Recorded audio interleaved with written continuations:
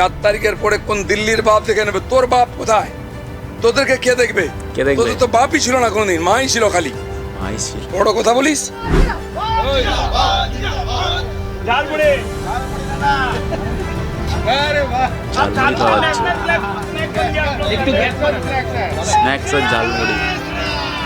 উনি ছাড়তে চাইছেন না, উনি রাজভবন যেতে চাইছেন না, উনি রেজিগনেশন দিতে চাইছেন না।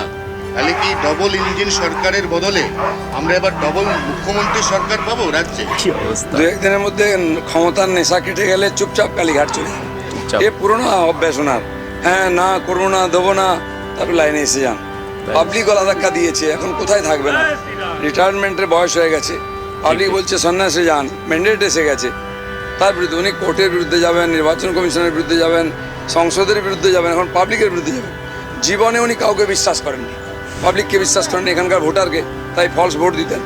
পুলিশকে বিশ্বাস করতেন না, তার পার্টি লোককে বিশ্বাস করতেন না, এখন পাবলিক ওনাকে বিশ্বাস করেনি। এই ক্ষেত্রে যেটা আপনি একটা টার্ম ইউজ করেছিলেন, ওই টার্মটা একবার আপনার কাছ থেকে শুনতে চাই। শাড়ি পরা। হ্যাঁ, শাড়ি পরা ডোনাল্ড ট্রাম্প তার একদম জীবন্ত নমুনা। আর আজ আমি বলিনি, 2 বছর আগে বলেছি যে ট্রাম্প যেদিন নাটক করছিলেন যে আমি ছাড়বো না, আমি হারিনি, লোকজনকে রাস্তায় নামিয়েছিলেন, সেদিন আমি বলেছিলাম আমাদের এখানে শাড়ি পরা ট্রাম্প আছেন, ইনি হারলেও ক্ষমতা ছাড়বেন না। দেখুন সেটা ঠিক হয়েছে, আর ওনার মতো ইনাকেও জিতে হয়। চারজনের নাম মুখ্যমন্ত্রী হিসেবে তীব্র জল্পনায় উঠে আসছে, তার মধ্যে আপনার নামটা আছে। যতক্ষণ না হচ্ছে আপনার নামটাও ঢুকিয়ে দিন, কিচ্ছু করেন না। জল্পনা করতে কি আছে, লটারি করবো। নাজার থানার ওসি সহ অনেকেই বলেছে যেভাবে পোস্টপোন ভায়োলেন্স হচ্ছে পুলিশে, তারপর তো পুলিশেও আক্রান্ত হচ্ছে। কোনো ভায়োলেন্স হয়নি। আমি খড়গপুরে বলতে পারি টিএমসির লোকেরা টিএমসির অফিস ভাঙছে, দখল করছে, মারছে, জোর করে পুলিশ দিয়ে লোককে টিএমসি করানো। এটাই হচ্ছে। তারা 5 বছর নয় 15 বছর অত্যাচার সহ্য করেছে। জনরোষ কাকে বলে দেখে নিন, এখনো হয়নি। আমরা বলেছি হিংসা নয়। কোথায় কোথায় টিএমসির নেতারা কুণাল ঘোষ, ববি হাকিম বলতে এটা জনরোষ, আমাদের লোক মার খেলে। আমি বলবো একবার জনরোষ দেখাবো, যে গায়ে কাপড় থাকবে না, চামড়া থাকবে না। সেই জন্য সাবধান থাকুন। আপনার খোকাবাবু যে ডায়লগ দিয়েছে 4 তারিখের পরে কোন দিল্লির বাপ দেখে নেবে? তোর বাপ কোথায়? তোদেরকে কে দেখবে? তোদের তো বাপই ছিল না কোনোদিন, মাই ছিল খালি। বড় কথা বলিস। বিজেপি বলে বেঁচে আছো, নাহলে সব গাছে টাঙা হতো। এখন আমি বলছি আমাদের কর্মীদেরকে ছাগলদের মেরে বদনাম হয়েও না, ছুঁচো মেরো না, মারলে বাঘ মেরো, সিংহ মেরো, দিলীপ ঘোষের মতো। আচ্ছা, মমতা বন্দ্যোপাধ্যায়, অভিষেক বন্দ্যোপাধ্যায়ের বাড়ির সামনে থেকে সমস্ত পুলিশ অতিরিক্ত সমস্ত সবকিছু রিমুভ, সরিয়ে নেওয়া হলো। দিল্লির বঙ্গভবনে 42 জন পুলিশ ছিল, 72 জন বসে বসে খেত, আর এখানকার পেটি পেটি টাকা যেত গাড়ি করে, ট্রেনে করে, সেগুলো জজ থেকে আরম্ভ করে সবাইকে দেওয়া হতো। সব তথ্য আমার কাছে আছে। কোনো পাবলিককে, বাংলার লোককে ওখানে রুম দেওয়া হতো না, আমাদেরও দেওয়া হতো না, এমপিদের এমএলএদেরকে, তাদেরকে লাত মেরে তাড়ানো হয়েছে। আর এখানে কালীঘাটের যে রাস্তা, হরিশ মুখার্জি রোড, একদিন বন্ধ ছিল, সেটা খুলে গেছে। এরকম পশ্চিমালয় কোনো ব্যারিকেড থাকবে না কারোর সামনে, সব খুলে দেওয়া হবে। রসায়ন জনগণ অনেক আগের থেকে মন ঠিক করে রেখেছিল, আপনি বুঝতেই পারেননি। আমি ভোটের দিন আগেও, ভোটের দিন সকালেও বলেছি 200-এর বেশি আসন পাবো, রিভার্স হবে। তাই হয়েছে। যে মানুষের সঙ্গে থাকে, মানুষের মনের কথা বোঝে, সে জানে মানুষ কত কষ্টে ছিল। এই মহিলাদের উপর অত্যাচার, এই লুটপাট, এমন কোনো বাংলায় মানুষ নাই যাকে লুট করা হয়নি, অত্যাচার করা হয়নি। সরকারি যোজনার টাকা থেকে আরম্ভ করে জমি, বাড়ি, দোকান পাট, সব জায়গায় লুট করা হতো। স্কুলে বাচ্চা ভর্তি করুন, পয়সা দিন। হসপিটালে বয়স্কদের ভর্তি করুন, টাকা দিন। যেতে আপনি শ্মশানে যান, সেখানেও টাকা দিন। মানুষ যাবে কোথায়? তাই মানুষ এটা করতে বাধ্য হয়েছে। যেখানে কোনোদিন ভাবিনি জিতবো, সেটা জিতে। প্রথম সিট জিতলে আমরা কাঁদি, কোনোদিন আলোচনা করা হয়নি, কিন্তু জিতেছি। যখন জনতা জনার্দনের খেপে যায়, এরমই করে। সেজন্য মমতা ব্যানার্জি বুঝতে পেরেছেন জনতার মুড। চলে যান, নাহলে আপনাকে গলা ধাক্কা খেতে হবে।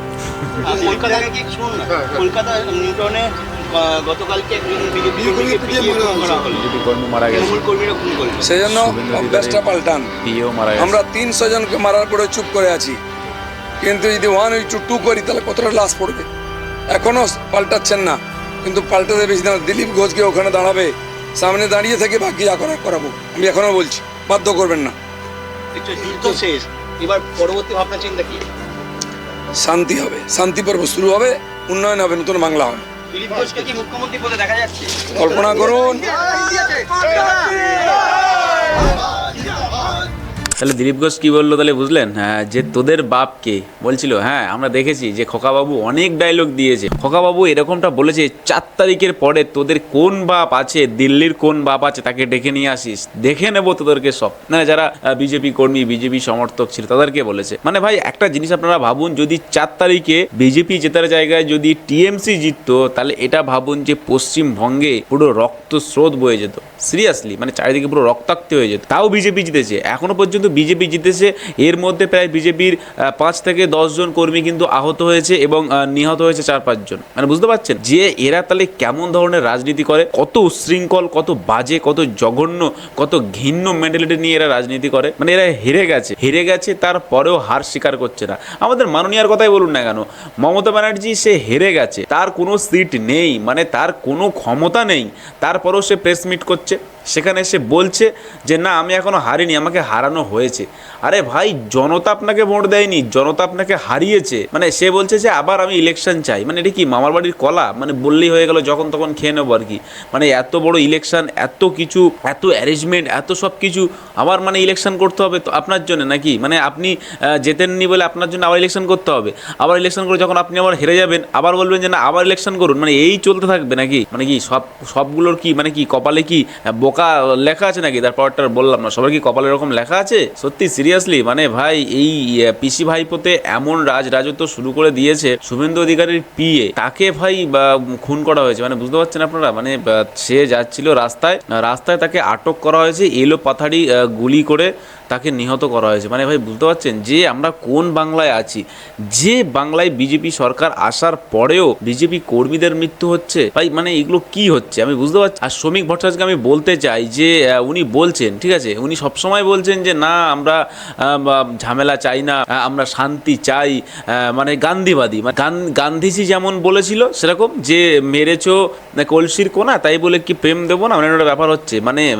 মার খাচ্ছে বিজেপির লোক, মরছে বিজেপির লোক, আর সেখানে শ্রমিক ভট্টাচার্য বলছে যে কি না আমরা কিন্তু ভাই প্রেম দেবো, আমরা কোনো কিছু বদলা নেব না, বা আমরা কোনো রকমের তাদেরকে শাস্তি দেব না। মানে এটা কি? সত্যি কথা বলতে কি আজকে বিজেপি যারা করেছে, যে সমস্ত কর্মীরা বা যে সমস্ত ছেলেরা বিজেপি করেছে, যারা তাদের ঘর বাড়ি ছেড়েছে, তাদের নিজেদের কাছের মানুষকে মার খেতে দেখেছে, নিজেদের বাবা মাকে বিতাড়িত হতে দেখেছে, নিজেদের বাবা মার মার খাওয়া দেখেছে, আজকে সেই সব মানুষগুলো কি ভুল করেছে যে তাদের আজ বিজেপি জেতার পরেও তারা আজ মার খাচ্ছে, আবার সেই সমস্ত মানুষ মরছে?